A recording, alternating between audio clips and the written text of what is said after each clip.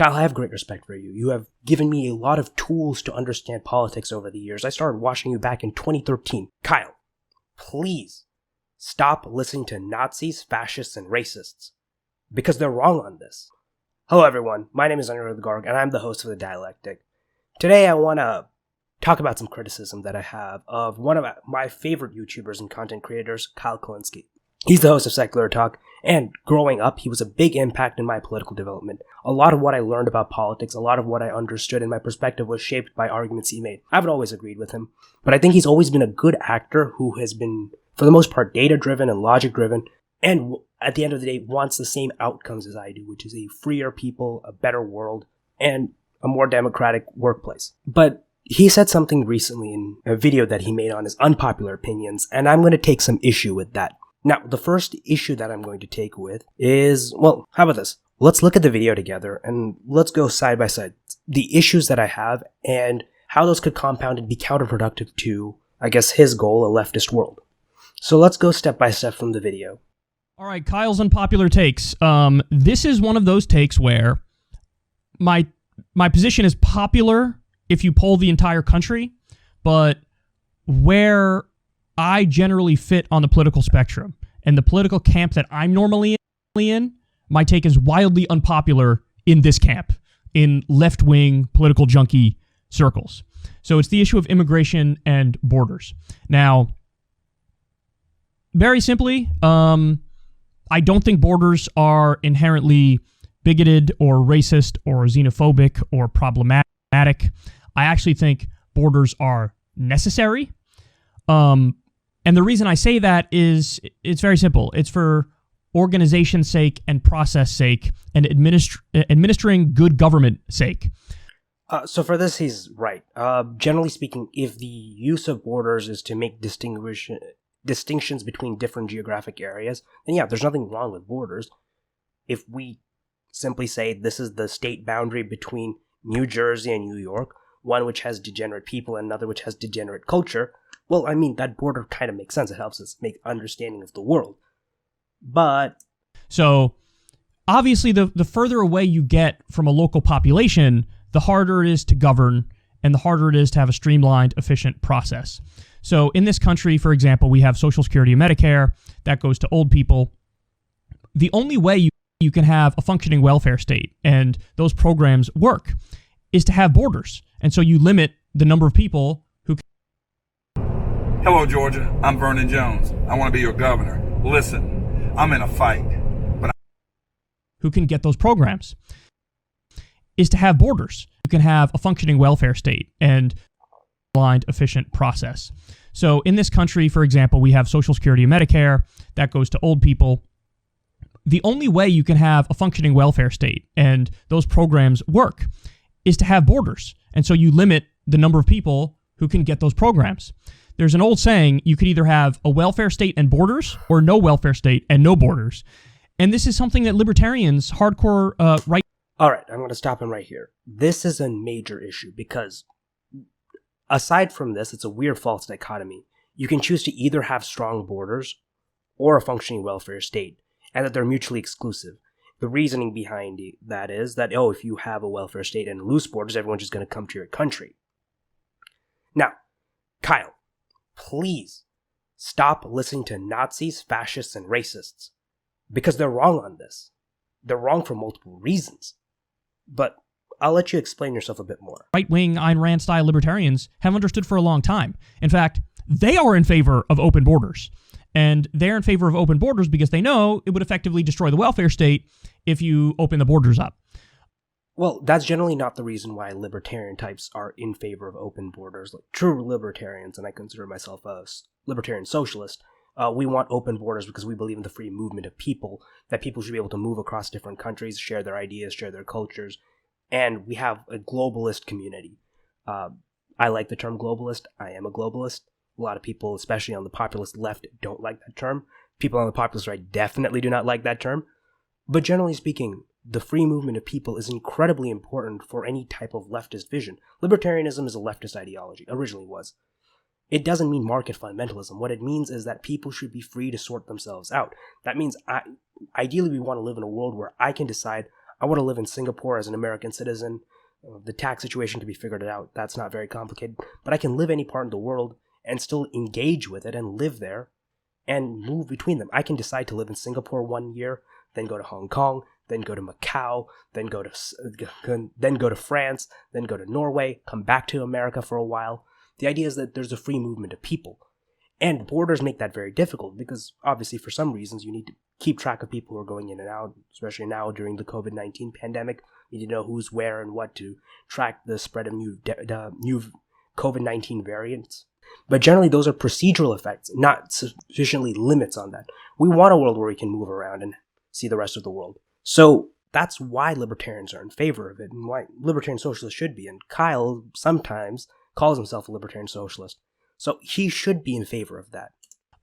Bernie Sanders had a very famous quote that open borders is a Koch brothers proposal because they, of course, want access to what they view as cheap labor. See, Bernie Sanders had that bad position in 2016, and that was a wrong position. Thankfully, he changed that in 2020. Open borders is not always pro-big business. I mean, hell's big business. Business needs people to move around and have the highest skilled labor pool. Having open borders just means that your labor pool grows. Businesses like that, but everyone likes that. That can undercut American workers and can lower pay. So there are some left activists, there's some left politicians, although none of them have actually proposed open borders, but there are some left activists who are open about the fact that they say, no, I want open borders. And there's others who don't say they want open borders, but the logical consequence of the policies that they argue for are open borders. The dream for me as a globalist, libertarian socialist, is that the entire world follows the similar rules to the European Union Schengen zone, where you don't really need a passport to go between those member countries. And ideally, I'd like to be able to move around the world wherever I want. That's what I want. A lot of leftists should want that, and they should be working towards that, because that is a better world. So if you say, I want to ban all deportations, I want to stop all deportations, and that was a left ask of Biden when Biden got into office, prevent all deportations, promise to stop all deportations. Well, stop and think about that. Well, generally speaking, deportations, the type of deportations we should have are deportations of criminals. Now, in the world where we don't take a blanket step to deport if we don't take a blanket stop at deporting everyone, we leave room for any administration, Obama, the deporter-in-chief, Trump, Biden, to deport anyone that they don't like. Now, that could just be murderers and rapists and generally people we don't want to deal with. Sometimes that also means families that have to be broken up. The reason why a lot of leftist activists were saying no deportations at all was to create a hard gap, rightly or wrongly, to make sure that those scenarios where we break up families never happen. That means anybody who comes into the country at any time, by definition, cannot be kicked out, which means they have to be allowed to stay. That is open borders. You are asking Joe Biden to basically do open borders. Now, so open borders means that people can come in and go out freely. If it's still illegal to come in and go out freely, or that you're fined in some way, there's some sort of misdemeanor charge, it's not really open borders. Effectively, it could be open borders if, for example, you would just have to pay a $5 fine every time you cross the border. That could theoretically be open borders, but at that point, you're dealing with semantics. If you're saying effectively the free movement of people is achieved, and that's wrong, we're going to have some issues, Kyle. I'm not saying that Obama wasn't too harsh and restrictive on immigration. He was. He broke the deportation record. I'm not saying that Biden isn't too much like Trump on immigration. He is, and they're not humane, and they're not altruistic, and they don't abide by human rights and civil rights. So I'm not saying there's not stuff to critique there, but I am saying that, am I okay with deporting proven violent criminals? Absolutely I am.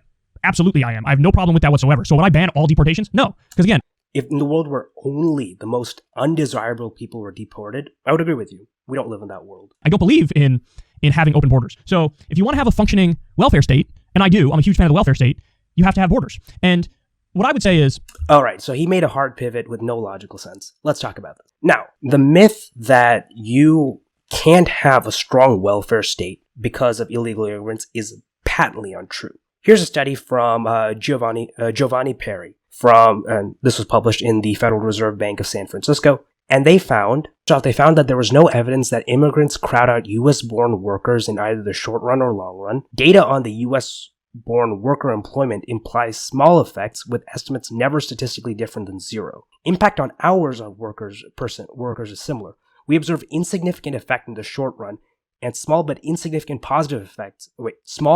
significant effects on the long run. And here they took an analysis from 1990 to 2007 and found that net inflow of immigrants equal to 1% of employment increases income per worker by 0.6 to 0.9%. This implies that total immigration in the United States from 1990 to 2007 was associated with a 6.6 to 9.9 increase in real income, adjusted for inflation, real income per worker. This means that when immigrants come in, they're net beneficial for society. And let's look at some more studies on this. Here's a study from David Garg, Department of Economics, UC Berkeley. He took an analysis from 1980 to, I believe, 2005. David Garg's study found that on average, there is an increase in incomes for all workers on average. There's on average an increase for income for all workers due to net immigration. And I'll take it a step further. Worst case scenario, these are immigrants who are competing in low-skilled labor. If we look at the effect on high school dropouts, let's look at this Borja study. He's the most bullish on immigration.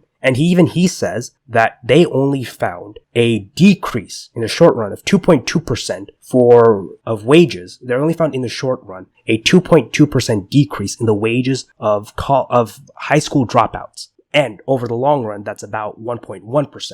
But here's the great thing. If we have a strong welfare state, we can fix that. Because here's the thing. Immigrants are key to building strong welfare states. Let's look at the study from Pew Research. They found that all else being equal, if we did not have immigration, our population would substantially shrink. And one of the reasons why America's population is growing is because we have immigration. In fact, from 2015, our potential labor force is 173.2 million people, and it's expected to grow in 2035 to 183.2 million people. When we have a larger workforce, our economy becomes much stronger, our output increases, and without that immigration, our workforce would shrink, and our population would age. Immigrants are younger than the average population, and they're bringing kids, and immigrants are more likely to have kids than native born and born in the US people. And in fact, there's an effect of aging populations because a lot of economists note that if a population ages, it becomes very difficult to sustain a welfare state because your labor force shrinks. On top of that, the necessity for, after your labor force shrinks, there's also an increase in the amount of welfare benefits needed. An aging population is a more sickly population.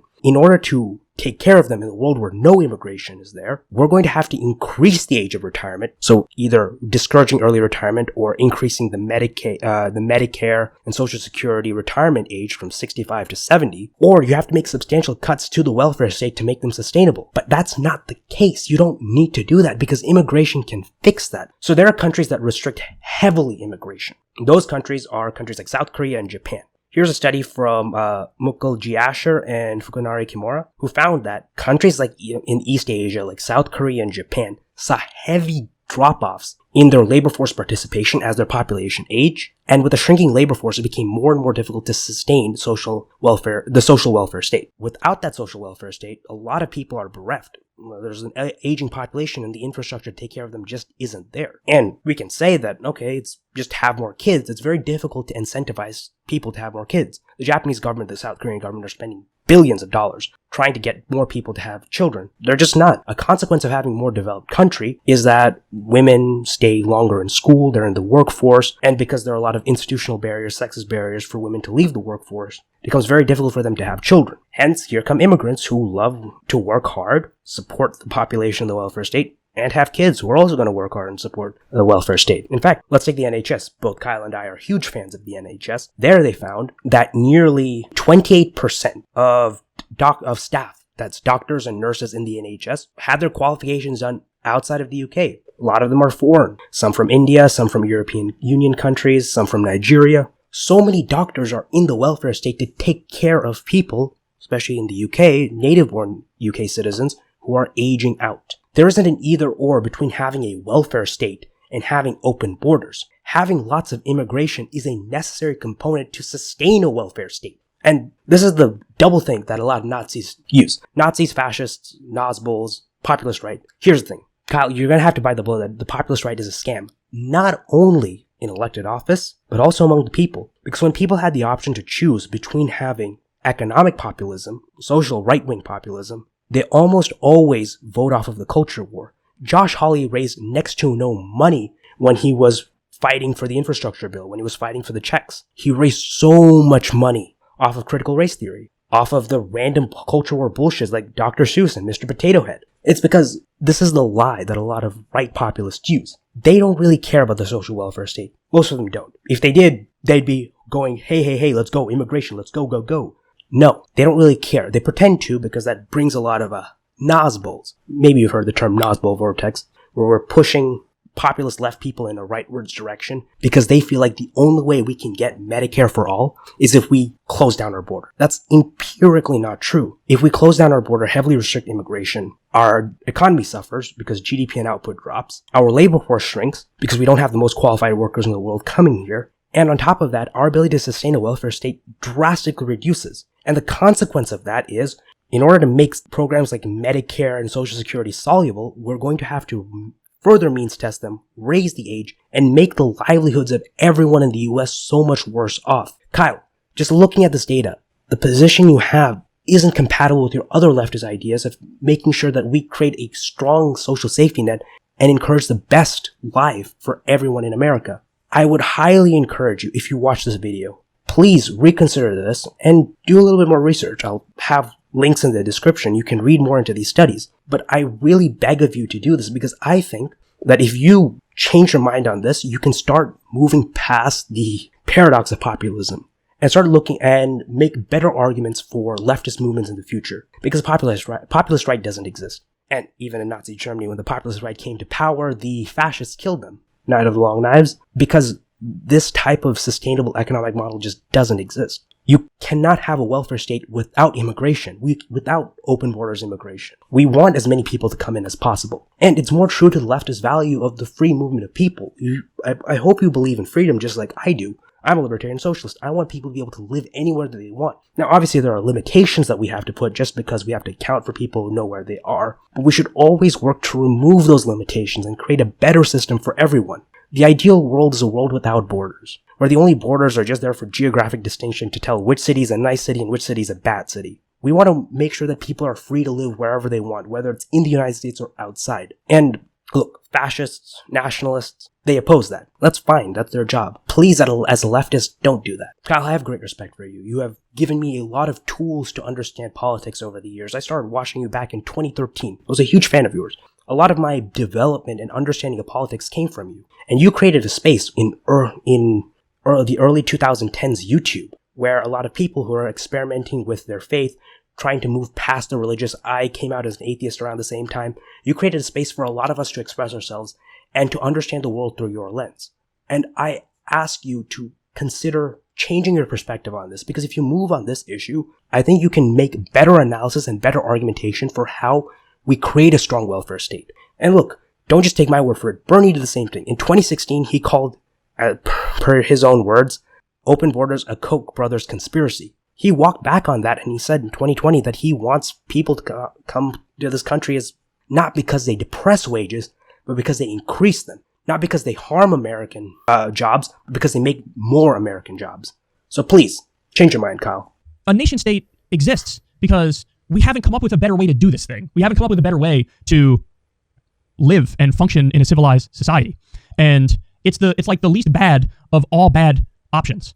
So to abolish all borders and attempt to abolish the state, I mean, maybe in some future utopian system where we've evolved much more than we are now, we can make that come to fruition, but certainly not now. And I don't think that states are inherently oppressive by their very nature. I think it depends on the details. The devil's in the details. It depends on what you actually do, moral way, you could argue, in an ethical way. So I think this is one of those issues where, again, most Americans would agree with me that borders can exist and you can have a process when it comes to immigration and you can vet people and you can determine who's allowed in and who's not allowed in. Refugees obviously should definitely get their day where I am thankful for you on this, Kyle. You do recognize the need as leftists for us to be part of the global community and take care of refugees, especially from wars that unfortunately U.S. helped exacerbate.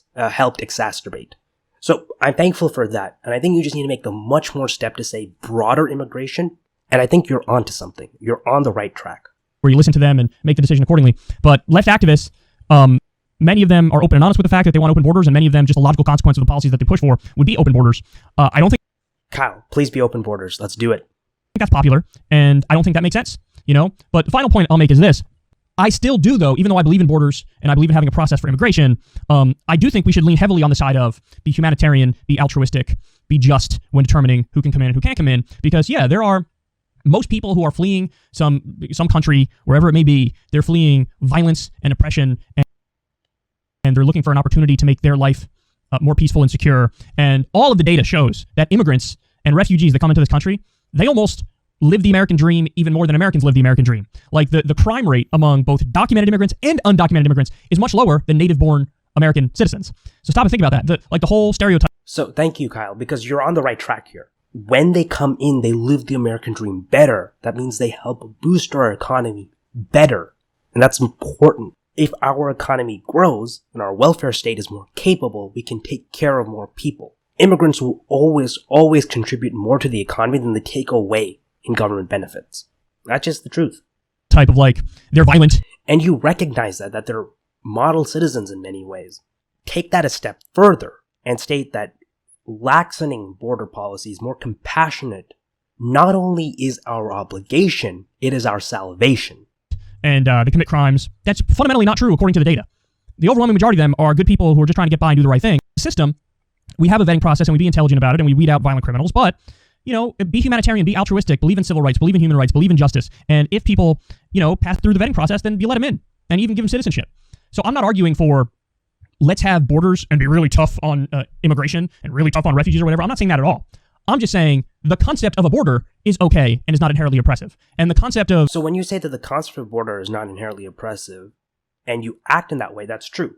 But if you say the concept of a border is not inherently oppressive, but then state that we need to be tough on illegal immigrants when they come in, tough on undocumented immigrants when they come in, be very careful in our vetting process, constantly limit the number of new people that come in, believe that open borders will lead to a decrease in human wages, you're kind of at a contradiction. Do we let people in because we know that borders should not be an oppressive tool? Or do we erect borders and make these arbitrary distinctions and hierarchies in a way that not only harms the people who are trying to come in, but also ourselves? And I think this contradiction is something that I hope you resolve, because I think if you come on the right issue of this, you will win so many brownie points, you might actually hit 1 million subscribers before the year ends. Of vetting and determining who can and can't come in is also okay. So again, these things might seem relatively obvious to you if you're watching this. That just means you're more in the camp of most Americans, but I run usually in left circles. And in left circles, sometimes the position I'm taking is viewed as, I don't know if people would say bigoted, xenophobic, and words that are that harsh, but they might say too restrictive, they might say too conservative or too moderate. I disagree. And I think My words for you is that your position betrays your value. They don't live up to your value. And they don't live up to your values. And I think that if you can make the small change of being a bit more accepting of people to come in, not even as far as explicitly open borders, but maybe the decriminalization of border crossings is a first step, you would create a more hospitable environment for the left and for immigrants, and for the possibility of a welfare state.